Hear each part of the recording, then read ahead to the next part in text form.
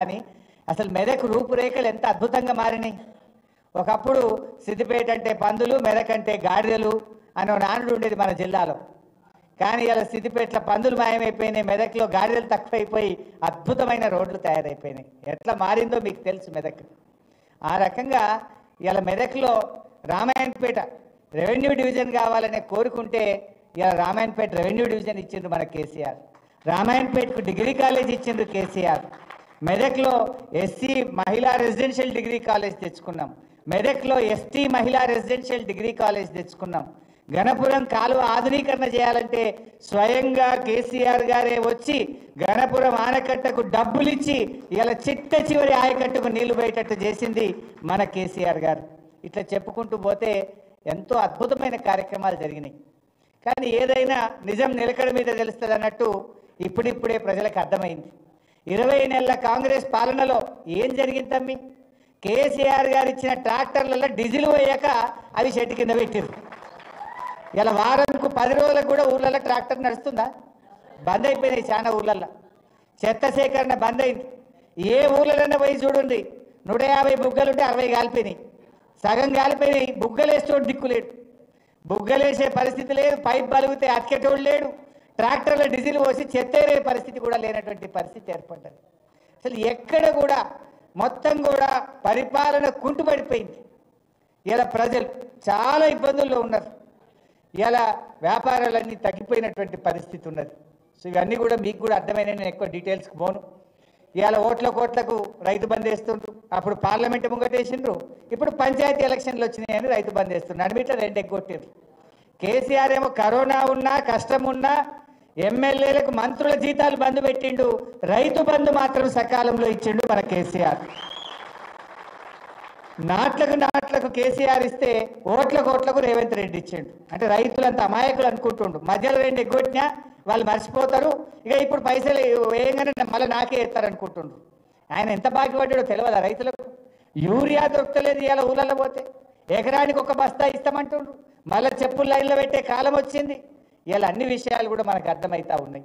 మీ అందరి చేరికతో నాకైతే సంపూర్ణమైన విశ్వాసం ఉంది, ఖచ్చితంగా మెదక్ జిల్లా పరిషత్ బీఆర్ఎస్ గులాబీ జెండా ఎగిరేస్తుంది. రేపు మెదక్ మున్సిపాలిటీ కూడా ఎప్పుడు ఎన్నికలు పెట్టినా గెలిచేది మన బీఆర్ఎస్ పార్టీ, ఎగిరేది మన గులాబీ జెండా.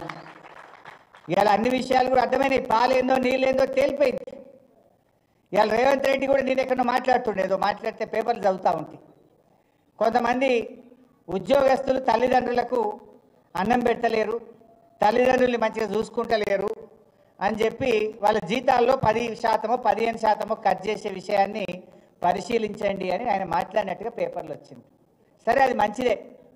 మరి నేను అడుగుతా రేవంత్ రెడ్డి, నువ్వు ఎన్నికల్లో 420 హామీలు ఇచ్చినావు, 6 గ్యారంటీలు అమలు చేస్తా అని చెప్పినావు, మొదటి సంతకం దాని మీదనే పెడతా అని చెప్పినావు, చట్టబద్ధత తెస్తా అని చెప్పినావు, అన్ని మాటలు చెప్పి అధికారంలోకి వచ్చినాక ఇవాళ నీ 420 హామీలు ఎగబెట్టినావు. నువ్వు అడ్డదారులు అధికారంలోకి వచ్చి ప్రజలకు ఇచ్చిన హామీలన్నీ మోసం చేసినావు కదా. మరి నీకు కూడా ఏం కోత పెట్టాలనో గది కూడా చెప్తే మంచిగుంటుంది. నీకు కూడా కోత పెట్టాలనో వద్దా? మొదటి ఏడాదిలో 6 గ్యారెంటీలు అమలు చేస్తాను, 100 రోజుల్లో 6 గ్యారెంటీలు అమలు చేస్తాను. మరి 420 హామీలు ఎగబెట్టి ప్రజలకు ఇచ్చిన హామీలను అమలు చేయనటువంటి రేవంత్ రెడ్డికి కూడా ఏం కోత పెట్టాలనో కూడా అది కూడా నువ్వే చెప్తే మంచిగుంటుంది. ఇలా ఏం మాట్లాడి అబద్ధాలే. నేను నిన్న ప్రెస్ మీట్ పెట్టి మన మెదక్కు కూడా కాళేశ్వరం నీళ్ళు వస్తాయి, మన చేగుంటకు వస్తాయి, మన రామాయణపేటకు వస్తాయి, మన హవేలి గన్పూర్కి మన నిజాంపేట మండలానికి వస్తాయి. మనకు కూడా కాళేశ్వరం నీళ్ళతో పంట పండింది, చెరువులు నిండినాయి. ఇవాళ నువ్వు మేడిగడ్డను 20 నెలలైనా రిపేర్ చేస్తలేవు. ఇలా కూలింది 2 పిల్లర్లు మాత్రమే, అవి కుంగినాయి గంతే. కానీ వీళ్ళ మెదడు మొత్తం కూలింది. నేనేం చెప్పినా, మేడిగడ్డ లేకపోయినా గోదావరి నదిలో నీళ్లు నడుస్తున్నాయి, కన్నెపల్లి పంప్ హౌస్లో మోటార్లు వత్తుతే మా నిజాంపేట మండలంలో చెరువులు నింపచ్చు, మా చేగుంటలో చెరువులు నింపచ్చు, మా రామాయణపేటకు నీళ్లు తీసుకుపోవచ్చుగా మోటార్లు వస్తావా అని మనం మాట్లాడినాం. మాట్లాడితే ఆయన అంటాడు, హరీష్ రావు అన్ని అబద్ధాలే చెప్తుండు అన్నాడు. ఏది అబద్ధం ఉత్తమ్ కుమార్ రెడ్డి? ఏమనంటే ఒక స్టాండర్డ్ డైలాగ్స్, విషయం లేదు వాళ్ళ దగ్గర, నిజం మాట్లాడే ధైర్యం లేదు, విషయం పరిజ్ఞానం లేదు, కానీ ఓ స్టాండర్డ్ డైలాగ్ అన్ని అబద్ధాలే. నేను అడుగుతున్న ఉత్తమ్ కుమార్ రెడ్డి, ఏది అబద్ధాలు? శ్రీశైలంలో వరద వచ్చి 36 రోజులైంది, అబద్ధమా? నువ్వు కల్వకుర్తి మోటార్లు ఆన్ చేయలేదు అని నేను చెప్పిన ఈ విషయం అబద్ధమా? పోయిన సంవత్సరం తెలంగాణకు వాడుకోవాల్సిన నీళ్లు 65 టీఎంసీల నీళ్లను ఆంధ్రాకు చంద్రబాబు నాయుడుకి అప్పచెప్పి తెలంగాణలో పంటలు ఎండబెట్టింది అబద్ధమా? ఇవాళ ఆంధ్రప్రదేశ్ ప్రభుత్వం అదే శ్రీశైలం నుంచి పోతిరెడ్డిపాడు గేట్లు ఎత్తి వాళ్ళేమో నీళ్లు తీసుకుపోతారు, నువ్వేమో కల్వకుర్తి మోటార్లు ఎత్తి తెలంగాణకు నీళ్లు ఇవ్వలేదని మాట నేను చెప్పిన ఇది అబద్ధమా? ఇవాళ కన్నేపల్లిలో దాదాపు 1,00,000 క్యూసెక్కుల నీళ్లు గోదావరిలో ప్రవహిస్తున్నాయని చెప్పిన ఈ విషయం అబద్ధమా? ఏది అబద్ధం? పాలన చేతగాక మోటార్లు ఎత్తి నీళ్ళు చేతగాక ఇవాళ అబద్ధము అనే ఒక పిచ్చి మాటలు మాట్లాడుతూ ఉన్నారు. దమ్ముంటే బహిరంగ చర్చకు రా, ఏడ మాట్లాడదామో మాట్లాడదాం.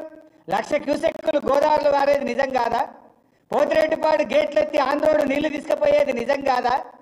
ఇవాళ నువ్వు కల్వకుర్తి మోటార్లు ఎత్తక మా నాగర్ కర్నూలు జిల్లాను నువ్వు ఆగం చేస్తున్నది నిజం కాదా?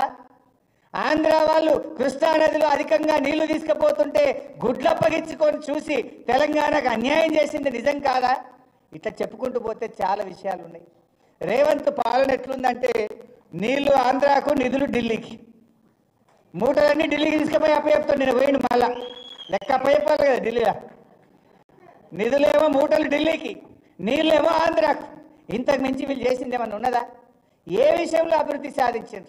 కేసీఆర్ కిట్టు బంద్ అయిపోయింది, దవాఖానలలో పోతే బతుకమ్మ చీరలు బంద్ అయిపోయినాయి, ఫీజు రియంబర్స్మెంట్ బంద్ అయిపోయింది. ఫీజు రియంబర్స్మెంట్ వస్తుందా? ఇలా ఏడాది అర్థం నుంచి ఒక్క పిల్లవాడికి కూడా ₹1 ఇచ్చినటువంటి పరిస్థితి లేదు ఈరోజు. ఇలా అనేకంగా చాలా సమస్యలు ఎదుర్కొంటున్నటువంటి పరిస్థితి ఉంది. అందువల్ల ఈ ప్రభుత్వానికి బుద్ధి చెప్పాలంటే మనందరం కూడా ఒకటి కావాలి. మనకు ఎప్పుడు ఎలక్షన్లు ఎప్పుడు జరిగినా ఇలా ప్రజలే చెప్తున్నారు, మనం కాదు. రోడ్డు మీద పోయి ఆటో వాడిని అడిగినా, ట్యాక్సీ వాడిని అడిగినా, ఉపాధి హామీ కూలీని అడిగినా, ఎవరిని మాట్లాడించినా మళ్ళా సార్ రావాలి, కేసీఆర్ రావాలి, బీఆర్ఎస్ గెలవాలనేటువంటి మాట ఈరోజు మాట్లాడుతూ ఉన్నారు. కానీ మనం కూడా గట్టిగా పనిచేద్దాం. ముందు ఈ లోకల్ బాడీస్లో అందరం కలిసి మన మెదక్ జిల్లా పరిషత్ను గెలిపించడం కోసం కలిసిమెలిసి అందరం పనిచేద్దాం. డెఫినెట్గా నాకు నమ్మకం ఉన్నది, మన మెదక్ జిల్లాలో, ఉమ్మడి మెదక్ జిల్లాలో 3 జిల్లా పరిషత్లు మనం గెలిచి తీరుతాం ఖచ్చితంగా. కానీ మనం కష్టపడి పనిచేద్దాం. తమ్ముళ్ళు కూడా ఈరోజు సాధారణంగా మీరు ఆహ్వానించారు, మిగతా వాళ్ళను మీరు ఇంకా అందరు కలిసి పనిచేయండి. ఇంకా కొంతమంది కూడా మాట్లాడారు నాకు ఇవాళ, అన్న మేము కూడా వస్తామంటారు. అరే వీళ్ళు ఇవాళ వచ్చేస్తారు అన్న, మేము కూడా చెప్తే వస్తాం కదా అని నాకు నేను రాత్రి కొందరు ఫోన్ చేసిండ్రు. మేము కూడా వస్తాం, మళ్ళీ మాకు ఒక డేట్ ఇవ్వండి అంటున్నారు. నాకు తెలిసిగా బాలన్న కాంగ్రెస్ కాలిపోతాడు, ఎవడు ఉండడు, ఇక అది ఎవడు ఉండడు. అందరికి అర్థమైపోయింది, ఏ తెలియదా బీ తెలియదా.